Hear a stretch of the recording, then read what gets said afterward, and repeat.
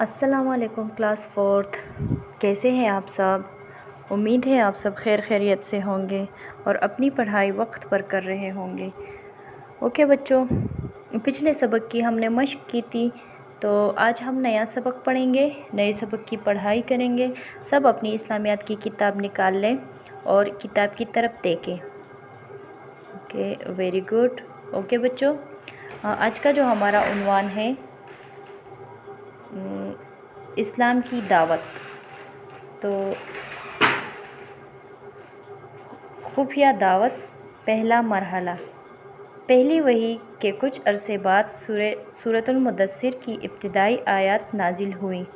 ان آیات میں اللہ تعالیٰ نے نبی اکرم صلی اللہ علیہ وآلہ وسلم کو حکم دیا کہ لوگوں کو ایک اللہ کی بندگی کی طرف بلائیں، اچھے اخلاق اپنانے کی تعلیم دے، جیسا کہ اللہ تعالیٰ کا ارشاد ہے، یا ایھا المدثر قم فانذر وربک فکبر وثیابک فطہر والرجز فاہجر ولا تمنن تستکثر۔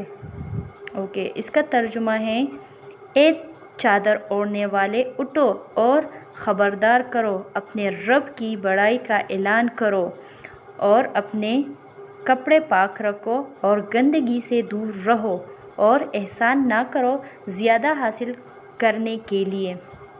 اوکے، تو کیا ہے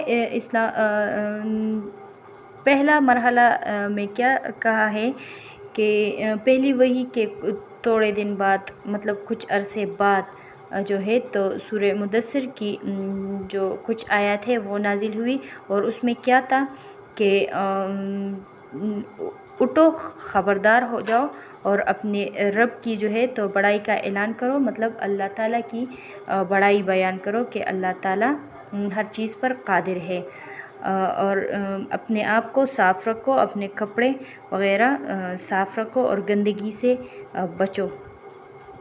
اوکے، پھر ہے، چنانچہ آپ صلی اللہ علیہ وسلم نے صرف ان لوگوں کو اللہ کی بندگی کی طرف بلایا جو پہلے سے آپ کی سچائی، بلند اخلاق اور پاکیزہ عادات سے واقف تھے۔ آپ کو بھی ان کے بارے میں معلوم تھا کہ وہ سچی بات کو مان لیتے ہیں، وہ لوگ اسلام قبول کرتے اور دوسرے لوگوں کو خفیہ طریقے سے اسلام کی دعوت دیتے۔ اس طرح خفیہ طریقے سے اسلام کی دعوت پھیلنا شروع ہو گئی۔ اوکے، اب دوسرے صفحے پہ چلتے ہیں۔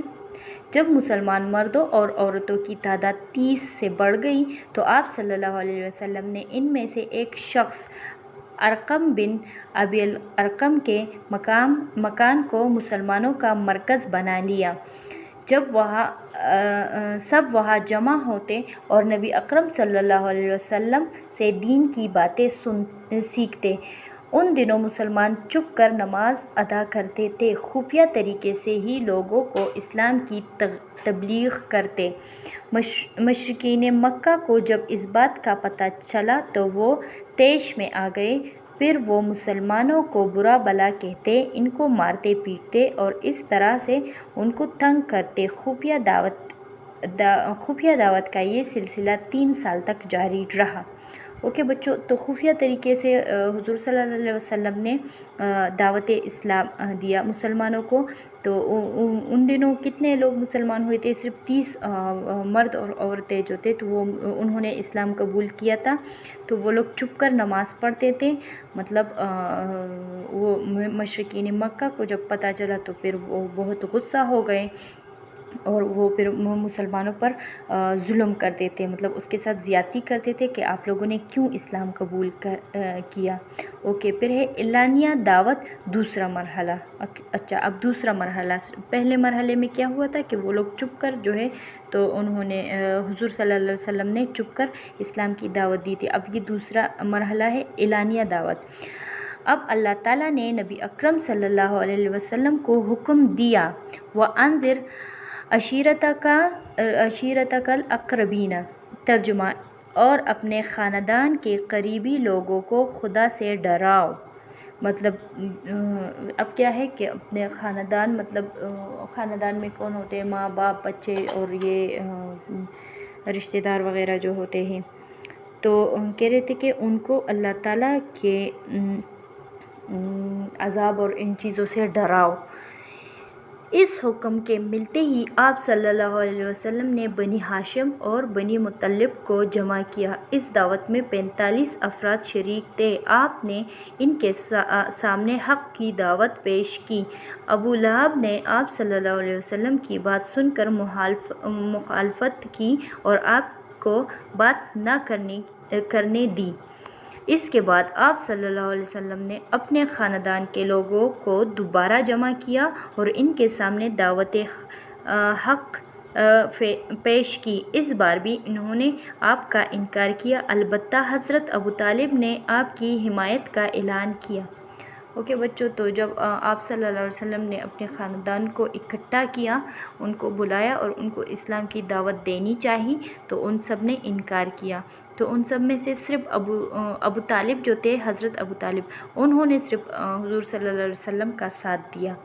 اوکے، پھر ایک دن آپ صلی اللہ علیہ وسلم نے کوہ صفا پر کھڑے ہو کر بلند آواز سے قریش کے ایک خاندان کو پکارا۔ جب سب لوگ جمع ہو گئے تو آپ صلی اللہ علیہ وسلم نے فرمایا، لوگو، اگر میں تم سے کہوں کہ اس پہاڑ کے پیچھے ایک بڑا لشکر تم پر حملہ کرنے والا ہے تو کیا تم میری بات مانو گے؟ سب لوگوں نے کہا، بے شک ہم نے آپ کو ہمیشہ سچ بولتے دیکھا ہے، آپ صادق اور امین ہیں۔ یہ سن کر آپ صلی اللہ علیہ وسلم نے فرمایا، میں تمہیں ایک اللہ کی بندگی کی طرف بلاتا ہوں، بتوں کی پوجا سے بچانا چاہتا ہوں۔ اگر تم نے میری بات نہ مانی تو میں تمہیں دردناک عذاب سے ڈراتا ہوں۔ نبی اکرم صلی اللہ علیہ وسلم کے یہ الفاظ سن کر ابو لہب نے آپ صلی اللہ علیہ وسلم کو برا بھلا کہا۔ اس کے بعد سب لوگ وہاں سے چلے گئے۔ اوکے، ایک دن حضور صلی اللہ علیہ وسلم نے کیا کیا کہ وہ کوہ صفا پر کھڑے ہوئے اور قریش کے سارے خاندانوں کو جو ہے تو پکارا۔ جب سارے لوگ آ گئے تو آپ صلی اللہ نے کیا کہا کہ ایک بڑا لشکر جو ہے تو وہ اس پہاڑ کے پیچھے آپ لوگوں پر حملہ کرنے والا ہے، تو تم لوگ میری بات مانو گے؟ تو سب لوگوں نے انکار کیا، سب لوگوں نے کہا کہ آپ نے ہمیشہ سچ بولا ہے، ہم آپ کی بات ضرور مانیں گے۔ تو آپ صلی اللہ نے ان سب سے کہا کہ میں تم لوگوں کو اللہ تعالیٰ کی عبادت کی طرف بلاتا ہوں کہ تم لوگ صرف اللہ تعالیٰ کی عبادت کرو، اور یہ بتوں کی جو عبادت ہے، بتوں کی جو پوجا ہے، تو یہ چھوڑ دو۔ اگر تم لوگ یہ بات نہیں مانو گے تو اللہ تعالیٰ کے عذاب سے میں تم لوگوں کو ڈراتا رہوں گا۔ تو جب یہ بات ابو لہب نے سنی تو ابو لہب نے حضور صلی اللہ علیہ وسلم کو برا بھلا کہا اور پھر وہ سارے لوگ جو ہے تو وہاں سے چلے گئے۔ اوکے، پھر ہے اسی دوران میں اللہ تعالیٰ کی طرف سے ایک اور حکم نازل ہوا، فَاصْدَعْ بِمَا تُؤْمَرُ وَأَعْرِضْ عَنِ الْمُشْرِكِينَ۔ ترجمہ، پس اے نبی صلی اللہ علیہ وسلم، جس چیز کا تمہیں حکم دیا جا رہا ہے اسے کلم کلا کہہ دو اور شرک کرنے والوں کی ذرا پرواہ نہ کرو۔ تو اللہ تعالیٰ نے ان کو کیا حکم دیا کہ جو لوگ شرک کر رہے ہیں تو ان کی پرواہ مت کرو، تمہیں جس چیز کا حکم ملا ہے مطلب تو وہ کلم کلا کرو، اسے چپ کر کرنے کی ضرورت نہیں ہے، سب کے سامنے کرو۔ جو شرک میں ڈوبے ہوئے لوگ ہیں تو اس کی پرواہ بالکل بھی نہ کرو۔ شرک میں جو ڈوبے لوگ وہ کون تھے؟ وہ جو بتوں کی پوجا کرتے تھے، اللہ کو نہ ماننے والے تھے، تو وہ سب شرک میں ڈوبے ہوئے تھے۔ اوکے، اس آیت میں نبی اکرم صلی اللہ علیہ وسلم کو واضح الفاظ میں حکم ملا کہ آپ لوگوں کو کلم کلا اللہ کی بندگی کی طرف بلائیں اور بت پرستی کی حقیقت لوگوں پر واضح کریں۔ چنانچہ آپ صلی اللہ علیہ وسلم نے اعلانیہ کفار کے غلط عقائد پر تنقید شروع کر دی۔ آپ نے لوگوں کو بتایا کہ یہ بت بے بس اور بیکار ہیں، ان کی پرستش دردناک عذاب کا باعث ہے، آپ کی اس دعوت نے مشرکین مکہ کو عذابناک کر دیا۔ پھر آپ صلی اللہ علیہ وسلم اور آپ کے ساتھیوں پر مصیبتوں کے سخت ترین دور کا آغاز ہوا۔ مسلمان پر زندگی تنگ کر دی گئی، ان کو طرح طرح سے ستایا جاتا، انہیں مجبور کیا جاتا کہ وہ نبی اکرم صلی اللہ علیہ وسلم کا ساتھ چھوڑ دیں۔ آپ صلی اللہ علیہ وسلم نماز ادا کرتے تو آپ پر اونٹ کی اجڑی ڈال دی جاتی، آپ گلی سے گزرتے تو آپ پر کوڑا پھینکا جاتا، حضرت بلال رضی اللہ تعالیٰ عنہ کو تپتی ریت پر لٹایا جاتا، حضرت زنیرہ رضی اللہ تعالیٰ عنہ کو ابو جہل نے اتنا پیٹا کہ ان کی آنکھیں جاتی رہیں۔ آپ صلی اللہ علیہ وسلم اور آپ کے ساتھیوں کو دین اسلام سے ہٹانے کے لیے ہر طرح کی اذیتیں دی جاتی تھیں، مگر آپ صلی اللہ علیہ وسلم اور صحابہ کرام نے اسلام کو نہیں چھوڑا اور اسلام کی تبلیغ جاری رکھی۔ اوکے بچوں، تو کیا ہے، تو اس آیت میں کیا فرمایا ہے اللہ تعالیٰ نے؟ حضور صلی اللہ علیہ وسلم کو کہا کہ کلا اللہ تعالیٰ کی بندگی کرو، مطلب اور جو بت پرستی کرتے ہیں تو ان کو اپنے حال پر چھوڑ دو، جو شرک کی طرف گئے ہیں تو ان کو چھوڑ دو۔ اور تو یہ ساری باتیں سن کر مشرکین مکہ جو ہے تو ان کو غصہ آیا، اور اس وجہ سے وہ آپ صلی اللہ کے ساتھیوں کو بہت زیادہ تنگ کرتے تھے۔ جب آپ صلی اللہ علیہ وسلم نماز پڑھتے تھے تو ان پر اونٹ کی اجڑی مطلب وہ پھینکتے، اور جب آپ صلی اللہ علیہ وسلم گلی سے گزرتے تو ان پر کوڑا کچرا اور یہ گند وغیرہ جو ہے تو وہ پھینکتے۔ حضرت بلال رضی اللہ تعالیٰ عنہ کے ساتھ کیا کیا، ان کو تپتی ریت پر لٹایا اور ان کو بھی بہت زیادہ دردناک عذاب جو ہے تو وہ دردناک سزائیں دی تھی۔ سب جو بھی اسلام کا تبلیغ دیتے تھے اور جو بھی اللہ تعالیٰ کا پیغام دیتے تو ان کو جو مشرکین مکہ تھے تو ان کو بہت دردناک سزائیں دیتے تھے، مطلب ان پر ظلم کرتے تھے۔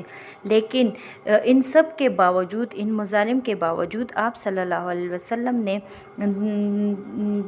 تبلیغ اسلام جاری رکھا اور اس کو نہیں چھوڑا۔ اوکے بچوں، امید ہے آپ لوگ سمجھ گئے ہوں گے۔ آج کا ہمارا جو ٹاپک ہے تھوڑا سا لینتھی ہو گیا تھا، ریڈنگ تھوڑا سا زیادہ ہو گیا ہے، لیکن آپ لوگ اس کو دوبارہ بھی ریڈ کریں تاکہ آپ لوگ اچھی طرح سے سمجھ جائیں، تاکہ ہم مشق کریں تو آپ لوگوں کو بھی آسانی رہے۔ اپنا بہت سارا خیال رکھیے گا۔ اللہ